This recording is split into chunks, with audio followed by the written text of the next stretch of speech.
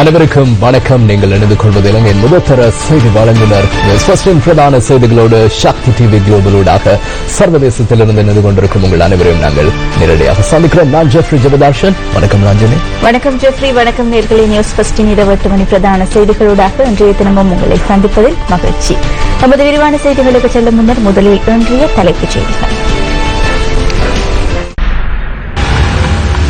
கப்பலில் மோதி விபத்துக்குள்ளான படகில் இருந்து 5 மீனவர்களினதும் சடலங்கள் மீட்பு. எம்பிலிபிட்டிய முன்னாள் உதவி போலீஸ் அத்தியட்சகர் கைது. எதிர்கட்சியின் உறுப்பினர்கள் ஒன்றிணைந்து உருவாக்கும் கட்சி தொடர்பில் கருத்து. අපේ ශ්‍රී ලංකා නිදහස් පෙරමුණ මේ පක්ෂයේ ලකුණ මල් පොහොත්තු අලුත් සංවිධානයට එකතු වෙන්න අලුත් පක්ෂයක් අවශ්‍යයි. ඒ පක්ෂය තමයි ඉක්ුණේ. මේ රටේ උකුණු තල්ලක මොලේ තියෙන කිසිම කෙනෙක් උදේගම් මම්පිලගේ මේ තියරි එක කවදාවත් පිළිගන්නේ නැහැ. சரத் போன்சேகா ஐக்கிய தேசிய முன்னணியுடன் இணக்கப்பாட்டிற்கு ஹர்ஷடி சில்வா விளக்கம். உலக சதுப்பு நில தினத்தை முன்னிட்டு ஏற்பாடு செய்யப்பட்டிருந்த தேசிய விழா சிலாபம் பம்பல கடற்தொழில் மத்திய நிலையத்தில் ஜனாதிபதி மைத்ரிபால சிறிசேன தலைமையில் நடைபெற்றது.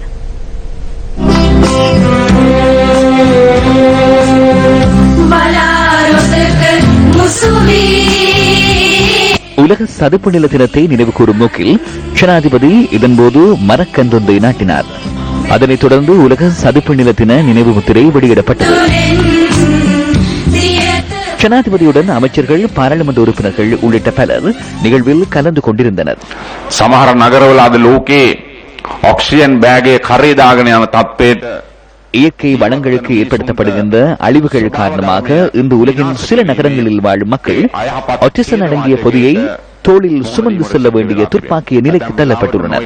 பல்வேறு கடத்தல்களில் ஈடுபடும் வர்த்தகர்கள் இயற்கையை நேசிக்காமல் பணத்தை நேசிப்பவர்கள் இயற்கை வளங்களை அளிக்கின்றனர். நமது நாட்டின் அரசியல் தலைமைகள், தேசிய மற்றும் பிரதேச வட்டத்தில் உள்ள அனைத்து அரசு அதிகாரிகள் போன்றே பாடசாலை மாணவர்கள், மக்கள் அனைவரும் இந்த விடயத்தில் புரிந்துணர்வுடன் இலக்குகளை அடைய வேண்டியது அவசியமாகும். කටයුතු කරමින් අපේ අරමුණ ඉටු කර ගැනීම ඉතාමත් වැදගත් වෙනවා. தெற்கு கடற்பகுதியில் கப்பல் ஒன்று படகில் மோதியதில் காணாமல் போயிருந்த 5 மீனவர்களின் சடலங்கள் மீட்கப்பட்டுள்ளன.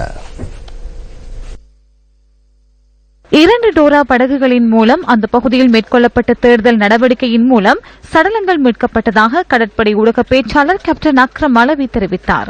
மீன் வலைகளில் சிக்கியிருந்த நிலையில் இந்த சடலங்கள் கண்டுபிடிக்கப்பட்டதாக அவர் கூறினார்.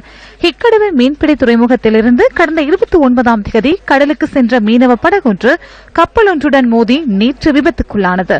இந்த சந்தர்ப்பத்தில் குறித்த படகில் 6 மீனவர்கள் இருந்துள்ளதுடன் அவர்களுள் ஒருவர் காப்பாற்றப்பட்டுள்ளார்.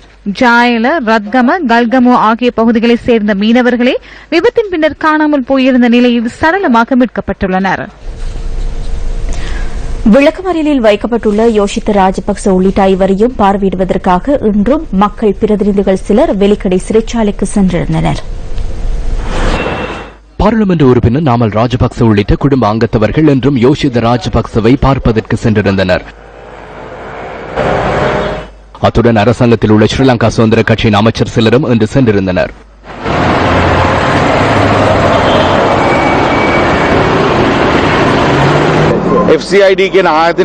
போலீஸ் ஆணைக்குழு செயற்படும் வேளையில் போலீஸ் நிதி குற்றவியல் விசாரணை பிரிவு சட்டவிரோதமானது என்றே தற்போது அனைவரும் கூறுகின்றனர். நாம் இது குறித்து ஜனாதிபதி மைத்ரிபால சிறிசேனவுடன் கலந்துரையாட எதிர்பார்க்கிறோம். அதேபோன்று பிரதமருடனும் இது குறித்து கலந்துரையாட உள்ளோம். பிரதமரின் கீழ் உள்ள நிறுவனமாக இது பெயரிடப்பட்டுள்ளது. இலங்கை விட்டு செல்வதில்லை. எனினும் பிரதி அமைச்சர் பதவியை விட்டு சென்றாவது இதற்கு தீர்வை பெற்றுக் கொள்வதற்கு தயாராக உள்ளோம். இதேவேளை சட்டத்தரணிகள் சிலர் இன்று ஊடக சந்திப்பு ஒன்றை ஏற்பாடு செய்து இது தொடர்பில் கருத்து வெளியிட்டனர். B9823 என்ற இந்த வழக்கு தொடர்பில் ஊடக அறிக்கை ஒன்று வெளியிடப்பட்டுள்ளது. இது போலீஸ் உத்தியோகபூர்வ இலச்சினையுடன் வெளியிடப்பட்டுள்ளது. இது குறித்து ஊடக நிறுவனங்கள் என்ற வகையில் நீங்கள் முழுமையான பிரசாரத்தை பெற்றுத் தருமாறு கூறுகிறேன். எங்கிருந்து வந்த உரிமை இது? இன்னும் குற்றம் சுமத்தப்படவில்லை. விசாரணை இடம்பெறும் நிலையில் இவ்வாறு கூற முடியுமா? எனவே இந்த வழக்கு தொடர்பில் போலீசார் செயற்படும் விதம் மற்றும் அரசாங்கம் செயற்படும் விதம் தொடர்பில் சந்தேகம் நிலவுகிறது.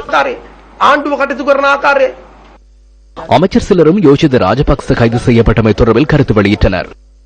CSN නාලිකාවේ යන අලුත්ම ජවනිකාව දැන් ඒකට අපි නම් අලුතෙන් හදලා තියෙන கருப்பு பணத்தை தூய்மையாக்கும் நிறுவனம் என்றே CSN தொலைக்காட்சிக்கு நாம் புதிதாக பெயர் வைத்துள்ளோம். CSN தொலைக்காட்சியின் அலுவலகம் எங்கிருக்கிறது? MH முகமது அவர்கள் ராஜபக்ச மன்றத்துக்கு அன்பளிப்பு செய்த இடத்திலேயே அது உள்ளது. ராஜபக்ச மன்றத்துக்கு வழங்கிய இடத்தில் அவ்வாறு தனியார் அலுவலகம் ஒன்றை அமைப்பது அதுவும் தவறல்லவா? வெளிக்கட சிறைச்சாலை வளாகத்திற்கு சென்றால் ஆட்கொலை செய்தவர்களின் பெற்றோர் அழுவதை காண்கிறோம். பிள்ளைகள் தொடர்பில் அவர்கள் உணர்ச்சி பூர்வமாக கண்ணீர் வடிக்கின்றனர். அதேபோன்று நாட்டின் முன்னாள் தலைவர் ஒருவர் கண்ணீர் வடிக்கும் போது அவருக்கு வாக்களித்த மக்களுக்கு கவலை ஏற்படலாம். எனினும் அதனை தேர்தலுக்கு பயன்படுத்தி மக்களை திசை திருப்பி வங்குரோத்தான அரசியல் செய்து சர்வாதிகார தீர்மானம் எடுப்பது தொடர்பில் கவலை அடைகிறேன். சிங்கத்தின் வாளை மிதிக்க வேண்டாம் என இளைய மகன் கூறியுள்ளார். அதிகாரமின்றி சவால் விடுக்கும் இவர்கள் அதிகாரத்தில் இருந்தால் இந்த நாட்டிற்கு என்ன நடந்திருக்கும்? இளையவருக்கு அதிகாரம் இருந்தால் நாடு துண்டு துண்டாக பிளவுபட்டிருக்கும். බලය නැතුව අභියෝග කරන්නේ බලය තිබ්බනම් මොනවා වෙයිද මේ රටට පොඩි කාට බලය තිබ්බනම් අද ඉතින් කෑලි කෑලි නේද මේ රටේ දැනුත් අපි විරුද්ධයි FCTI එකට. போலீஸ் நீதி குற்றவியல் விசாரணை பிரிவுக்கு நாம் இப்போதும் எதிர்ப்பு தெரிவிக்கிறோம். எனினும் தற்போது யோஷித ராஜபக்சவை கைது செய்துள்ளமை நீதியானதா அநீதியானதா? அதனை நீதிமன்றமே தீர்மானிக்க வேண்டும். எனவே இந்த வழக்கை விரைவில் விசாரணைக்கு எடுத்துக்கொள்ள சட்டமா அதிபர் நடவடிக்கை எடுக்க வேண்டும். நீதிமன்ற கட்டமைப்பு தொடர்பில் எமக்கு பூரண நம்பிக்கை உள்ளது. எதிர்க்கட்சியின் பாராளுமன்ற உறுப்பினர்கள் சிலர் இணைந்து புதிய கட்சி ஒன்றை உருவாக்க உள்ளதாக தற்போது அதிகம் பேசப்படுகிறது. இந்த கட்சி தொடர்பில் பல்வேறு கருத்துக்கள் தெரிவிக்கப்படுகின்ற நிலையில் மலர் மொட்டு சின்னத்தில் அந்த கட்சி உருவாக உள்ளதாக சில தகவல்கள் வெளியாகி வருகின்றன. அப்பே நிதஹாஸ் பெரமுன அல்லது எமது சுதந்திர கட்சி என அந்த கட்சிக்கு பெயரிடப்பட்டுள்ளது. கடந்த பொது தேர்தலின் போது இலங்கை தேசிய முன்னணி என்ற கட்சியே இவ்வாறு புதிய கட்சியாக உருவாக உள்ளது. ஒன்றிணைந்த எதிர்க்கட்சியின் அரசியல் மேடைகளில் இது பிரதான தலைப்பாக மாறியுள்ளது. நாட்டின் அரசியல் சட்டத்திற்கு அமைய புதிய கட்சி ஒன்றை உருவாக்குவதற்கு முடியுமா? அது தொடர்பில் இன்று ஆராய்கிறோம். நீதிமன்ற செயல்முறையினால் பிற்போடப்பட்டு வருகின்ற மாவட்டத்தின் கரைத்துறைப்பட்டு மற்றும் புதுக்குடியிருப்பு பிரதேச சபைகளுக்கான தேர்தல் ஒத்திவைக்கப்பட்டுள்ளமையினாலும் அத்தேர்தலின் வேட்புமனு தாக்கல் காலப்பகுதி ஏற்கனவே முடிவுற்றுள்ளமையினாலும் தேர்தல்கள் ஆணைக்குழுவுக்கு அக்கட்சி பதிவுக்கான விண்ணப்பங்களை கோருவதற்கு சட்டத்திலே அனுமதி வழங்கப்படவில்லை. එහෙමනම් පවතින පක්ෂයකින්ම ඔවුන් නව පෙරමුණ ඔස්සේ ඉදිරිපත් විය යුතුයි. ඒ පක්ෂ පිළිබඳව කතා කරද්දී මල් පොහොට්ටුවට මේ දිනවල ලොකු තැනක් හිමි වෙලා තියෙනවා. ඒ මල් පොහොට්ටුවේ අයිතිකාරයා විමල් ගීගනගේ. විමල් මහත්මයා ඔබතුමාගේ පක්ෂේ නම මොකක්ද? පක්ෂේ නම අපේ ශ්‍රී ලංකා නිදහස් පෙරමුණ. මේ පක්ෂේ ලකුණ මල් පොහොට්ටුව. හැබැයි අපි දන්නා ආකාරයට ඔබතුමාට පැවති පක්ෂය මේ නෙවෙයි. ඔව්. මොකක්ද නම? ශ්‍රී ලංකා ජාතික පෙරමුණ. ශ්‍රී ලංකා ජාතික පෙරමුණේ ලකුණ මොකක්ද? ක්‍රිකට් විත්ත බැට් එක. ඇයි ඒක එකපාරට මල් පොහොට්ටුවට වෙනස් වෙන්නේ? ඒක කාලින අවස්ථාවක් මත වෙච්ච සිද්ධියෙන් ඒ අපේ නම වෙනස් වුණේ කොයි කාලෙද? මේ පහුගිය මැතිවරණ කාර්යය. පක්ෂයේ සභාපති අපේ ජ්‍යෙෂ්ඨ මහාචාර්ය උතුරාවල හඳුරු පක්ෂ නායකයා මම මේ තනතුරු ඉදිරි මාස කිහිපේ වෙනස් වෙන්න පුළුවන්. පුළුවන් බොහෝ විට පුළුවන්. ඔබතුමා කොයි වගේ කෙනෙක්ටද පක්ෂ නායකත්වයේ දන් දෙන්න ලෑස්ති වෙන්නේ? බඩද පෙරහට කියන තේමාවත් එක්ක ඒ මග යන නායකයෙකුට ඒ ගෝඨාභය රාජපක්ෂ මහත්තයාද බැසිල් රාජපක්ෂ මහත්තයාද මහින්ද රාජපක්ෂ මහත්තයාද? ඒක දැම්මම කියන්නේ පහුගිය 27 වෙනිදා මගේ මතකයේ නිවැරදි නම් මේ නිවසට මහින්ද රාජපක්ෂ මහත්තයා පැමිණෙනවා. රහස් සාකච්ඡාවක් තියෙනවා. ඉතින් අපේ පක්ෂ සම්බන්ධව අපි විමසුම් කරා. අවසාන වශයෙන් මම යලිත් අහනවා ඔබතුමා පක්ෂයේ නායකත්වයේ දන් දෙන්න සූදානම්? බැසිල් රාජපක්ෂ මහත්තයාටද ගෝඨාභය රාජපක්ෂ මහත්තයාටද මහින්ද මහත්තයාටද? ඔය තුන් දෙනා අතර ඉන්න පුළුවන්. ඒක අපි අනාගතේ බාර දෙමු. ලොකු අනාගතේරනේ මේ පේන්තෙක් මානේ අනාගතේ අපි ඒක බාර දෙමු. புதிய அரசியல் கட்சி தொடர்பில் இன்று நடைபெற்ற ஊடக சந்திப்புகளிலும் கருத்து தெரிவிக்கப்பட்டன. ஸ்ரீலங்கா நிதாஸ் பக்ஷின பிரச்சனை ஸ்ரீலங்கா சுதந்திர கட்சி ஐக்கிய தேசிய கட்சியுடன் கூட்டணிந்துள்ளது. எனினும் ஸ்ரீலங்கா சுதந்திர கட்சியின் பெரும்பாலான பாராளுமன்ற உறுப்பினர்கள் அதற்கு எதிராக உள்ளனர். எனவே அவர்களுக்கு புதிய கூட்டமைப்பு ஒன்று அல்லது புதிய கட்சி ஒன்று தேவைப்படுகின்றது. அந்த கட்சியை உருவாக்கப்படுகின்றது. ගම්මන්පිල්ල දේශපාලනට ආවේ ඊයේ පෙරේදා. ඒ ආවේ ශ්‍රී ලංකා නිදහස් පක්ෂයේ ඡන්ද වලින්. கொழும்பிலே அண்மையில் அரசியலுக்கு வந்தவர். அதுவும் ஸ்ரீலங்கா சுதந்திர கட்சி வாக்குகள் மூலமே வந்தார். பாராளுமன்ற உறுப்பினராகுவதற்கு காரணியாக இருந்த ஸ்ரீலங்கா சுதந்திர கட்சியை பிளவுபடுத்தி பிரிக்கும் ஒப்பந்தத்தை எவரும் ஏற்றுக்கொள்வதில்லை. எனவே ஐக்கிய தேசிய கட்சிக்காக உதயகம்மன்பில முன்னெடுக்கும் இந்த முடிச்சில் அல்லது ஒப்பந்தத்தில் சிக்க வேண்டாம் என ஸ்ரீலங்கா சுதந்திர கட்சியின் ஒவ்வொரு தரத்திலும் உள்ளவர்களுக்கு கூறுகின்றோம். நமக்கு அதிகாரம் முக்கியமல்ல, கட்சியை பாதுகாப்பதே எமது தேவையாகும். நாம் எந்த பிரிவிலும் இல்லை. அரசாங்கத்தில் இருந்து விலகுவதாக நாளை கட்சி தீர்மானித்தால் நாம் மகிழ்ச்சியுடன் வெளியேறுவோம். தற்போதைய அரசியல் நிலைமை தொடர்பில் ஜனாதிபதி மைத்ரிபால சிறிசேனவும் மிகவும் புரிந்து கொண்டுள்ளார். எனவே இந்த கட்சியை பிளவுபடுத்த அவர் சந்தர்ப்பம் வழங்க மாட்டார் என நாம் நம்புகின்றோம். அவரது தரப்பில் ஒருபோதும் கட்சியை பிளவுபடுத்தும் செயற்பாடுகள் இடம்பெறாது.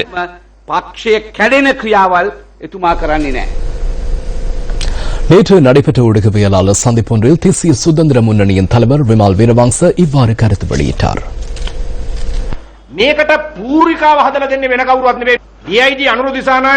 இதற்கான பின்புலத்தை உருவாக்கி கொடுப்பவர் வேறு யாரும் இல்லை. டிஐஜி அனுர திசாநாயக்க தனது சீடனை கேள்வி கேட்க தூண்டுவார். இங்கிருந்து பந்து உயர்த்தி கொடுக்கப்படும் சிறப்பாக டேஷ் அடிப்பார். ஜனாதிபதி உள்ளிட்ட அமைச்சர்கள் மூவரை சிவில் பிரதிநிதிகள் என்று கூறிக்கொள்ளும் என்ஜிஓக்காரர்கள் இருவர் மற்றும் போலீஸ் உயர் அதிகாரியுடன் சேர்ந்து அபேராம வளாகத்தில் கலந்துரையாடி யோசித்த ராஜபக்ச உள்ளிட்ட குழுவினரை கைது செய்வதற்கான தீர்மானத்தை எடுத்தனர்.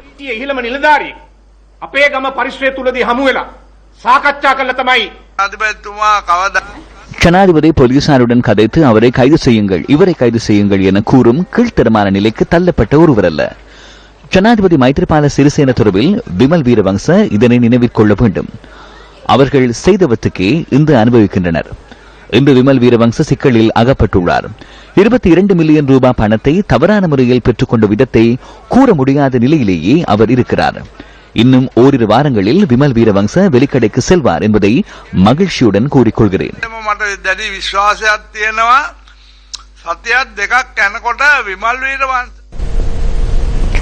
முன்னாள் ஜனாதிபதி ரணசிங்க பிரேமதாசவின் புதல்வி துலாஞ்சலி பிரேமதாச முன்னாள் ஜனாதிபதி மஹிந்த ராஜபக்சவிற்கு கடிதம் ஒன்றை அனுப்பி வைத்துள்ளார். துலாஞ்சலி பிரேமதாசவை இலக்காக கொண்டு முன்னாள் ஜனாதிபதி வெளியிட்ட கருத்தொன்றை அடிப்படையாக வைத்து இந்த கடிதம் அனுப்பி வைக்கப்பட்டுள்ளது. யோஷித் ராஜபக்ச கைது செய்யப்பட்டதை அடுத்து ராஜபக்ச குடும்பத்தார் அனுபவிக்கும் நிலைமையை புரிந்து கொள்ளக்கூடியதாக இருந்தாலும் சம்பவத்தை அடுத்து தம்மை இலக்காக கொண்டு சுமத்தப்படுகின்ற அரசியல் அவதூறுகளினால் அவை தொடர்பில் அருவருப்பு ஏற்பட்டுள்ளதாக துலாஞ்சலி பிரேமதாச குறிப்பிட்டுள்ளார். கடந்த பொது தேர்தல் காலத்திலும் மஹிந்த ராஜபக்ச தம்மீது அவதூறுகளை சுமத்தியதாக துலாஞ்சலி பிரேமதாச குறிப்பிட்டுள்ளார். யோஷித் ராஜபக்ச கைது செய்யப்பட்டதிலோ முன்னாள் ஜனாதிபதி தேர்தலில் தோற்கடிக்கப்பட்டதிலோ தமக்கு எந்தவித தொடர்பும் இல்லை என குறிப்பிட்டுள்ள அவர் இவை அனைத்தும் ராஜபக்ச குடும்பத்தாருடன் இணைந்து ஏற்படுத்திக் கொண்ட நிலைமை என குறிப்பிட்டுள்ளார். தமது தந்தையாரான காலஞ்சென்ற ஜனாதிபதி பிரேமதாச மற்றும் தாயார் ஹேமா பிரேமதாச ஆகியோர் தமக்கும் தமது சகோதரர் சஜித் பிரேமதாசவிற்கும் இயற்கை நியதிகள் மற்றும் சட்டத்திற்கு அமைய வாழ்வதற்கு கற்றுக் கொடுத்துள்ளதாக அவர் குறிப்பிட்டுள்ளார். தந்தை என்ற வகையில் அதனை பிள்ளைகளுக்கு கற்றுக் கொடுக்குமாறு துலாஞ்சலி பிரேமதாச மஹிந்த ராஜபக்சவிடம் வேண்டுகோள் விடுத்துள்ளார். மஹிந்த ராஜபக்ச சுமத்துகின்ற குற்றச்சாட்டுகளுடன் தொடர்புடைய வழக்கில் தாம் சாட்சியாளரோ அல்லது தொடர்புபட்டவரோ அல்லவெனவும் அவரது கடிதத்தில் சுட்டிக்காட்டப்பட்டுள்ளது. இதனால் ஏற்பட்டுள்ள நிலைமையை எதிர்கொள்வதற்காக அப்பாவி மக்கள் மீது ஆதாரமற்ற குற்றச்சாட்டுகளை சுமத்துவதால் பலன் எதுவும் இல்லை என அதில் குறிப்பிடப்பட்டுள்ளது. மஹிந்த ராஜபக்ச கூறும் வகையில் தாம் குற்றம் இழைத்திருந்தும் விடுதலை செய்யப்பட்டிருப்பின் அது தொடர்பில் போலீஸ் விசாரணை நடத்தி அதற்கு காரணமாக இருந்த ராஜபக்சவை கைது செய்ய வேண்டும் எனவும் துலாஞ்சலி பிரேமதாச யோசனை முன்வைத்துள்ளார். திருகோணமலை சம்பூர் 7ஆம் வட்டாரத்தில் பாழடைந்த கிணற்றிலிருந்து சிறுவன் ஒருவன் சடலமாக மீட்கப்பட்ட சம்பவம் தொடர்பில் சந்தேக நபர் ஒருவர் கைது செய்யப்பட்டுள்ளார். 15 வயதான சிறுவன் ஒருவனே இன்று நண்பகல் 1 மணி அளவில் கைது செய்யப்பட்டுள்ளதாக போலீசார் தெரிவித்தனர். மூதூர் பிராந்திய உதவி போலீஸ் அத்தியட்சகர் தலைமையிலான விசாரணை குழுவினரால் சந்தேக நபரான உயிரிழந்த சிறுவனின் மைத்துனன் கைது செய்யப்பட்டுள்ளான். சந்தேக நபரான சிறுவனிடம் வாக்குமூலம் பதிவு செய்யப்படுவதாகவும் போலீசார் தெரிவித்தனர். விசாரணைகளின் பின்னர் குறித்த சந்தேக நபரான சிறுவனை மூதூர் நீதவான் நீதிமன்றத்தில் ஆஜர்படுத்த நடவடிக்கை எடுக்கப்பட்டுள்ளது. சம்பூர் 7ஆம் வட்டாரம் பகுதியில் வசித்த 6 வயதான குகதாஸ் தர்ஷன் என்ற சிறுவன் கடந்த 25ஆம் திகதி மாலை காணாமற் போன நிலையில் அன்று நள்ளிரவு குறித்த பகுதியில் உள்ள பாழடைந்த கிணற்றிலிருந்து சடலமாக மீட்கப்பட்டான். சடலத்தின் வயிற்றுப் பகுதியில் கல்லொன்று கட்டப்பட்டிருந்ததால் சிறுவன் கொலை செய்யப்பட்டிருக்கலாம் என்ற அடிப்படையில் போலீசார் விசாரணைகளை முன்னெடுத்து வந்தனர். இந்த சம்பவம் தொடர்பில் 25 பேரிடம் வாக்குமூலம் பதிவு செய்யப்பட்டுள்ளதாக போலீசார் குறிப்பிட்டனர். சிறுவன் சடலமாக மீட்கப்பட்ட போது சிறுவனின் மரணத்துடன் கடற்படையினருக்கு தொடர்புள்ளதாக பல்வேறு தரப்பினரும் குற்றச்சாட்டுகளை முன்வைத்திருந்தனர். திருவோணமலையில் சம்பூர் என்ற கிராமத்தில் கடந்த 6 மாதத்திற்கு முதல் குடியேறிய கிராமத்து மக்களின் குகதாசன் தர்சன் என்ற அந்த 6 வயது மாணவன் 2 தினங்களுக்கு முன் கடற்படை முகாமுக்கு அருகாமையில் உள்ள பாலடைந்த கிணற்றில் கல் கட்டப்பட்டு ஒரு இறந்த நிலையில் அவரை கண்டெடுத்தார்கள். அந்த 1ஆம் ஆண்டு கல்வி கற்கின்ற அந்த சிறுவனை இந்த நிகழ்வுக்கு போலீஸ் திணைக்களம் அறிவித்திருந்தது. 4 குழுக்கள் கொண்ட பிரிவை அமைத்திருக்கிறோம், விசாரணை நடக்க வேண்டும். இதற்கு 4 குழுக்கள் தேவையில்லை. இதை செய்தது கடற்படை என்பதை அங்குள்ள மக்களும் அறிவார்கள், நீங்களும் அறிவீர்கள். ஏனென்று சொன்னால் கடற்படை முகாமில் இருந்து 50 மீட்டர் தூரத்தில் உள்ள அந்த பாலடைந்த கிணற்றுக்குள் பொதுமக்கள் யாரும் அந்த பிரதேசத்தில் வருவதில்லை. அந்த 50 உங்களுடைய கண்ணு கட்டிய தூரத்தில் ஒரு சிறுவனை கொன்று கிணத்தில் கட்டி போடுவதற்கு அப்படியான கடற்படை எல்லைக்குள் அப்படி பொதுமக்கள் சென்று செய்ய முடியாது. அந்த சிறுவன் என்ன செய்தான்? பாலியல் ரீதியாக துன்புறுத்தப்பட்டு கொலை செய்யப்பட்டிருக்கிறான். அதுக்குரிய ஆதாரங்கள் இருக்கிறது. அவர் கட்டப்பட்டிருந்த கல்லில் கடற்படையின் சப்பாத்து நூல்களால் தான் அந்த முடிச்சு போட்டு அந்த கற்கள் கட்டப்பட்டிருக்கிறது. அதற்குரிய அந்த சிறுவனுக்குரிய உண்மையான நீதியை பெற்றுக் கொடுக்கும்படி கேட்டுக்கொள்கின்றேன். எவ்வாறாயினும் இந்த சம்பவம் தொடர்பாக முன்வைக்கப்பட்ட குற்றச்சாட்டுகளை கடற்படையின் ஊடக பேச்சாளர் ஏற்கனவே நிராகரித்திருந்தார். நீதித்துறையின் தற்போதைய நிலை தொடர்பில் கல்வி ராஜாங்க அமைச்சர் வி ராதாகிருஷ்ணன் மட்டக்களப்பில் இன்று கருத்து வெளியிட்டார். மட்டக்களப்பு வின்சென்ட் மகளிர் உயர்தர பாடசாலையின் வருடாந்த பரிசளிப்பு விழா இன்று நடைபெற்றது. கல்வி ராஜாங்க அமைச்சர் வி ராதாகிருஷ்ணன், பாராளுமன்ற உறுப்பினர்களான ஜி ஸ்ரீநேசன், கே கோடீஸ்வரன், மாகாண சபை உறுப்பினர் கே கருணாகரன் உள்ளிட்டவர்கள் இந்த விழாவில் கலந்து கொண்டனர். ஒரு அடக்குமுறை ஆட்சி இருந்தது இந்த நாட்டில். இன்னைக்கு அந்த அடக்குமுறை ஆட்சியும் கிடையாது. எல்லாரும் சம சந்தர்ப்பம் வழங்குவதற்கான ஒரு சந்தர்ப்பம் இருக்கின்றது. நீதித்துறையிலே இன்று ஒரு நேர்மை கடைபிடிக்கப்படுகின்றது. கடந்த காலங்களிலே நீதித்துறை இருந்தது, இல்லை என்று சொல்லவில்லை. சீஃப் ஜஸ்டிஸை கூட நம்ம மாத்தணும். ஆனா இன்னைக்கு அப்படி இல்லை. இன்னைக்கு நீதித்துறை நன்றாக இருக்கின்றது. ஆகவேதான் நீதித்துறை பல வேலைகளை செய்து வருகின்றது. அதோடு இன்று அரசியல் அமைப்பு சபையிலே புதிதாக அரசாங்கம் செயல்பட்டு வருகின்றது. அந்த அரசியல் அமைப்பு சபையிலே இலங்கையிலே வாழ்கின்ற 4 சமூகத்தவர்களுக்கும், பொதுவாக சிங்கள மக்கள், நாட்டிலே இலங்கை தமிழர் என்று சொல்லுகின்ற வடகிழக்கு மக்கள், முஸ்லிம் மக்கள், அதே போல மலையகத்திலே வாழ்கின்ற இந்திய வம்சாவளி என்று சொல்லப்படுகின்ற மலையக மக்கள், இந்த 4 பேரும் ஏற்றுக்கொள்ள வகையிலே இந்த நாட்டிலே இன்று இந்த அரசியல் அமைப்பு எங்களுக்கு சரியான முறையிலே செயல்பட்டு இந்த மக்களுடைய பிரச்சனையை தீர்க்கக்கூடிய ஒரு அரசாங்கமாக இன்று இருந்து வருகின்றது. இதேவேளை மட்டக்களப்பு இந்து கல்லூரியில் இடைநிலை பாடசாலை மீளமைக்கும் தேசிய திட்ட தொழில்நுட்ப பீடம் கல்வி ராஜாங்க அமைச்சரினால் திறந்து வைக்கப்பட்டது.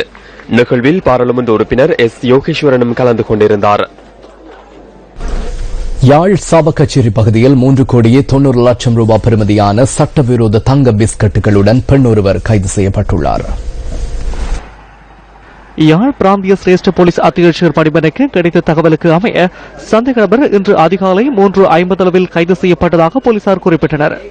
சாவகச்சேரி சங்கத்தாடை ரயில் நிலையத்திற்கு அருகில் சந்தேக நபர் கைது செய்யப்பட்டுள்ளார்.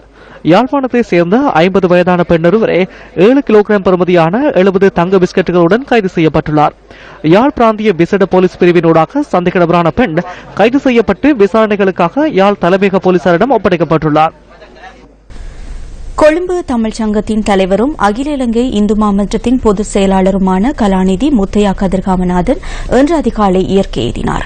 தனியார் வைத்தியசாலையொன்றில் சிகிச்சை பெற்று வந்த நிலையில் அன்னார் இயற்கை எய்தியதாக குடும்பத்தார் அறிவித்துள்ளனர். கொழும்பு தமிழ்ச்சங்கத்தின் தலைவரும் அகில இலங்கை இந்து மாமன்றத்தின் பொதுச் செயலாளருமான கலாநிதி முத்தையா கதிர்காமநாதன் உடல்நலம் பாதிக்கப்பட்டிருந்த நிலையில் தனது 72வது வயதில் இயற்கை எய்தினார். அன்னாரின் பூதவுடல் பம்பலப்பிட்டியில் உள்ள ஜெயா வீதியில் உள்ள வீட்டில் அஞ்சலிக்காக வைக்கப்பட்டுள்ளது. அமரர் கதிர்காமநாதனின் மறைவு தொடர்பில் பல்வேறு தரப்பினரும் அனுதாப செய்திகளை விடுத்துள்ளனர். இதனிடையே இந்த வார இறுதியில் நடத்துவதற்கு ஏற்பாடு செய்யப்பட்ட சர்வதேச இந்து சகோதரத்துவ மாநாட்டுக்கான ஊர்வலமும் கலை நிகழ்வுகளும் இடம்பெற மாட்டாது என அகில இலங்கை இந்து மாமன்றம் அறிவித்துள்ளது. இந்த நிகழ்வுகளுக்கு பதிலாக இறை வழிபாட்டுடன் சிந்தனை கிழங்கள் மாத்திரம் நடைபெறும் என அகில இலங்கை இந்து மாமன்றத்தின் தலைவர் கந்தையா நீலகண்டன் விடுத்துள்ள அறிக்கையில் தெரிவிக்கப்பட்டுள்ளது. அகில இலங்கை இந்து மாமன்றத்தின் பொதுச் செயலாளரும் கொழும்பு தமிழ்ச்சங்கத்தின் தலைவருமான கலாநிதி முத்தையா கதிர்காமநாதன் இயற்கை எய்தியமையினால் இந்த தீர்மானம் எடுக்கப்பட்டுள்ளதாக அதில் குறிப்பிடப்பட்டுள்ளது. மாநாட்டு அரங்கிற்கு அமரரின் நினைவாக கலாநிதி முத்தையா கதிர்காமநாதன் அரங்கு என பெயர் சூட்டவும் மாமன்றம் நடவடிக்கை எடுத்துள்ளது. பாரிய ஊழல் மோசடி மற்றும் பொது வளங்கள் சலுகைகள் மற்றும் அதிகாரத்தை தவறான முறையில் பயன்படுத்துவது தொடர்பில் விசாரணை மேற்கொள்ளும் ஜனாதிபதி ஆணைக்குழுவின் அதிகாரம் மேலும் விஸ்தரிக்கப்பட உள்ளது. இதற்கான வர்த்தமானி அறிவித்தலை ஜனாதிபதி விடுத்துள்ளதாக ஆணைக்குழுவின் செயலாளர் லெசில் சில்வா தெரிவித்துள்ளார். வங்கிக் கணக்குகளை ஆராய்வது தொடர்பில் ஆணைக்குழுவிற்கு இருந்த அதிகாரங்கள் இதற்கமைய அதிகரிக்கப்பட உள்ளதாக லெசில் டி சில்வா சுட்டிக்காட்டினார். ஏதேனும் ஒரு சம்பவம் தொடர்பில் விசாரிக்கப்படுபவர் போன்றே அவரது மனைவி மற்றும் பிள்ளைகளின் வங்கிக் கணக்குகளை ஆராய்வதற்கும் ஆணைக்குழுவிற்கு அங்கீகாரம் கிடைத்துள்ளதாக அவர் குறிப்பிட்டார். ஆணைக்குழுவிற்கு கிடைத்துள்ள மனுக்களின் தன்மைகளுக்கு அமைய ஏற்கனவே வழங்கப்பட்டுள்ள பொறுப்புகளை செயற்திறனுடன் நிறைவேற்றுவதற்கு மேலதிக அதிகாரம் தேவைப்படுவதாக ஆணைக்குழு கோரிக்கை விடுத்திருந்தமை குறிப்பிடத்தக்கதாகும். எம்பிலிபிட்டியாவில் இடம்பெற்ற நிகழ்வு ஒன்றின் போது இளைஞர் ஒருவர் உயிரிழந்தமை தொடர்பில் எம்பிலிபிட்டியாவின் முன்னாள் உதவி போலீஸ் அத்தியட்சகர் சி தர்மரத்ன குற்றப்புலனாய்வு திணைக்களத்தினரால் கைது செய்யப்பட்டுள்ளார். குறித்த போலீஸ் அத்தியட்சகர் இன்று குற்றப்புலனாய்வு திணைக்களத்திற்கு அழைக்கப்பட்டிருந்ததாகவும் அதன் பின்னரே அவர் கைது செய்யப்பட்டிருந்ததாகவும் குற்றப்புலனாய்வு திணைக்களம் தெரிவித்தது.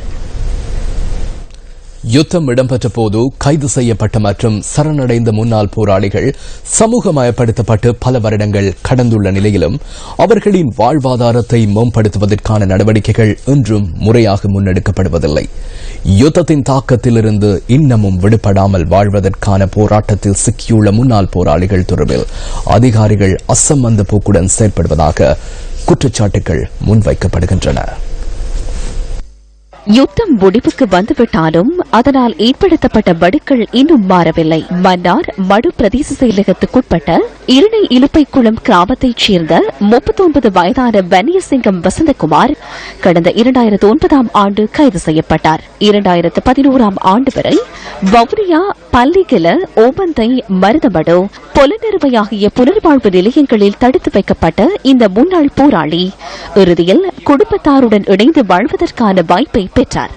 முன்னாள் போராளிகளையும் அவர்களது போராட்டத்தையும் அரசியலாக்கி லாபம் தேடுகின்ற அரசியல்வாதிகள் என்று இவர்கள் குறித்து கவனம் செலுத்தாமை கவலைக்குரியதே. 3 பிள்ளைகளின் தந்தையான வசந்தகுமார் தமது பிரச்சினைகள் தொடர்பில் இவ்வாறு மனம் திறக்கின்றார். 2 வருஷத்துக்கு மேல நாங்க புனர்வாழ்வில் இருந்தோம். அதுல இருந்து புனர்வாழ்வு அங்க எங்களை ரிலீஸ் ஆகி 1 கிலோ சீனி, சமந்தி, மாப்பொட்டி ஒன்று தந்து ரிலீஸ் ஆகி விட்டுக்கணும். அண்டையில இருந்து இன்று வரைக்கும் நாங்களும் லோனுக்கு பதியாததில்லை. ஒவ்வொருக்காக லோனுக்கு ராணுவத்தால பதிய சொல்லி கேட்பாங்க. நாங்க அவங்கள்ட்ட போம வண்டி கொண்டு மடுவுக்கு போகணும். ஏஜிஏட்ட போய் அங்க சைன் பண்ணி கொண்டு இங்க போய் இதுவரைக்கும் எந்த ஒரு உதவியுமே எங்களுக்கு செய்யல. விவசாயம் தான் எங்களை தொழில். விவசாயம் 2 ஏக்கர் அழிஞ்சு போச்சு. அதை அடிக்கிறதுக்கு திருப்பி அடிக்கிறதுக்கு வழி இல்லாம இருக்கு. எங்களுக்கு ஒரு 45,000 ரூபாய் உதவி செய்யற மாதிரி ஒரு திட்டம் கொண்டு கொண்டதுல அதுல 5,000 ரூபாய் கட்டணும்னு சொல்லி அந்த 5,000 ரூபாய் கட்டுறதுக்கு வழி இல்லாம அதுவும் எங்களுக்கு இல்லாம போயிட்டு நான் பெரிய கஷ்டத்தின் மத்தியில போராடித்தான் 2 வருஷத்தால அளவழி நிறுத்தது வந்தும் சரியான சனியில அந்த கஷ்டத்தின் மத்தியில நான் வாழ்ந்து கொண்டிருக்கிறோம். கூலி வேலை கூட நெருங்கலும் கிடைக்காது. 21 நாளைக்கு தான் கூலி வேலை கிடைக்கும். அதுவும் கனகாலமா இல்ல. அதனால நாங்க சரியா நீங்க அந்த வறுமை கோட்டுக்குள்ள நாங்க வாழ்ந்து கொண்டிருக்கிறோம். 3-4 கிழமை நாங்க போம் எல்லாம் நிலைப்பு கொடுத்து நான் ஏரியா ஜிஎஸ்ஓபிக்கு போறாலும் நான் தூரம் போய் 12-22 கிலோமீட்டர் கங்கால போய்தான் கொடுக்கணும். அப்படி போய் வரைக்கும் இந்த ஒரு முடிவுமே சரியில்லை எங்களுக்கு. புனர்வாழ்வுக்கு பின்னர் முன்னாள் போராளிகள் சமூகமயப்படுத்தப்பட்ட போது வழங்கப்படுவதாக வாக்குறுதி அளிக்கப்பட்ட மாதாந்த கொடுப்பனவுகளும் கடன் உதவிகளும் எங்கே? விளையாட்டுச் செய்தி. தெற்காசிய விளையாட்டு விழாவுக்கான கால்பந்தாட்ட அணியில் இடம்பெற்றுள்ள ஒரு வீரர் தான் சுந்தரராஜ் நிரேஷ். ஸ்போர்ட்ஸ் ஃபெஸ்டின் இன்றைய விசேட தொகுப்பில் அவர் தொடர்பான தகவல் அடுத்து. தெற்காசிய விளையாட்டு விழாவில் கால்பந்து ஆட்டத்தில் ஆடவர் பிரிவு போட்டிகள் குவார்டரில் நடைபெறவுள்ளன. 23 வயதுக்குட்பட்ட பிரிவில் நடத்தப்படும் இந்த போட்டிகளில் குழுவில் இடம்பெற்றுள்ள இலங்கை தனது முதல் போட்டியில் இந்தியாவை எதிர்கொள்கின்றது. பாகிஸ்தான் இந்த முறை போட்டிகளில் பங்கு பெற்றாத காரணத்தால் இலங்கை லீக் சுற்றில் தனது இரண்டாவது போட்டியில் மாலத்தீவுடன் விளையாடவுள்ளது. முகமது ரிப்னாஸ் தலைமையில் களமிறங்கும் இலங்கை அணியின் பிரதம பயிற்றுநராக முன்னாள் தலைவரான சம்பத் பெரேரா செயல்படுகின்றார். குழாத்தில் கொழும்பு விவேகானந்தா மற்றும் புனித பீட்டர் ஆகிய கல்லூரிகளின் பழைய மாணவர் சுந்தரராஜ் நிரேஷ் எனும் வீரர் இடம்பெற்றுள்ளார். கழக மட்டத்தில் திறமையாக செயல்பட்டதன் மூலம் அவருக்கு இந்த வாய்ப்பு உதயமாகியுள்ளது. ஷோல்டர்ஸ் தான் சின்னத்துல விளையாடேன். 13, 14 எல்லாம் நேஷனல் டீம்ல விளையாடி 16, 19 எல்லாம் கேப்டன் வைஸ் கேப்டன் எல்லாம் பண்ணி ஃபெடரேஷனால நல்ல சப்போர்ட் பண்றாங்க எங்களுக்கு. இங்க வெதரும் நல்ல டெல்லி வெயிட் எங்களுக்கு வெதர் நல்ல செட் ஆகும். இந்த வருஷம் சாஃப்ட் கேமுக்கு வெயிட் கோல்டு மெடல் தான் எதிர்பார்க்கிறோம். நல்ல ப்ராக்டிஸ் பண்ணாங்க கோச் மகள் எல்லாம். கோச் எல்லாம் நல்லா சப்போர்ட் பண்ணாங்க. எல்லாம் வந்து சேர்ந்து ஸ்ரீலங்கா கோல்டு மெடல் எடுத்து வளர்த்த ஐடியா. இலங்கை தேசிய அணியை பொறுத்தவரை தமிழர், சிங்களவர், முஸ்லீம் என்ற பாகுபாடு இல்லை. யார் திறந்த விளையாடுகளோ அவர்கள் தெரிவு செய்யப்படுவார்கள். தற்போது கொழும்பில் இருக்க ஃபெசிலிட்டிஸ் மாதிரி வடக்கு கிழக்கு மாகாணத்திலும் இதே மாதிரி ஃபெசிலிட்டிஸ் ஃபுட்பால் ஃபெடரேஷன் தங்களால் இன்று உதவியை வடக்கு கிழக்கு மாகாணங்களுக்கு செய்து கொண்டிருப்படியால் அங்கு அவையில் உற்சாகம் எடுத்து ட்ரைனிங் செய்து நிறைய பிளேயர்ஸ் தேசிய அணிக்கு விளையாடக்கூடிய லெவலுக்கு கொண்டு வர ட்ரை பண்ணினோம். இத்துடன் நியூஸ் ஃபர்ஸ்டின் இரவு 8 மணிக்கான செய்திகள் நிறைவடைந்தன. இரவு 10 நாற்பது இடம்பெறும் நியூஸ் ஃபர்ஸ்டில் மீண்டும் சந்திப்போம். வணக்கம்.